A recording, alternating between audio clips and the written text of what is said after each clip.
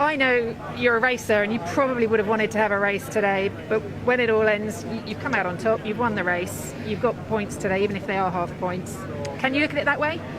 Yeah, well, you have to. I mean, you have to. Of course, I would have liked to properly race for it, and I'm confident that we could have done a very good job. But it's also the risk and reward in this weather is so tricky. I mean, it's easy to say, yeah, we could have won the race also in full race distance, but it's also easy to go off the track in the conditions we have now. So I take it.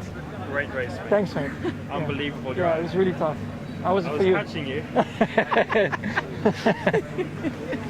Luckily, he's okay. He can smile, so that's the most important. That is definitely the most important thing from this weekend. And also, though, Max, I mean, the conditions we had today were really tricky. Do you think it's right that we get 2 laps and then we get a classification? Well, that's how the rules are written, so I think they always want the result, which I can understand. Of course, it's not the nicest way of getting a result, but it's impossible. Like this, I mean, for me, I was in the lead and visibility, of course, is a lot better. Even, of course, I had the safety car.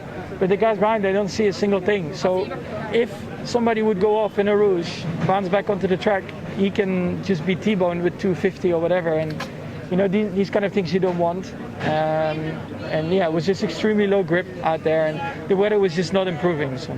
But there was a big reward today for your driving yesterday in incredible conditions. So you have to take some comfort from that. I mean, you absolutely nailed that final lap yesterday when conditions were really tough. It proved very important. But yeah, it's still, of course, a long season and a lot of races to go. Of course, we gained 5 points, but yeah, we'll see. It's just, you know, it's a bit of a shame. I really love coming here. It's a great track.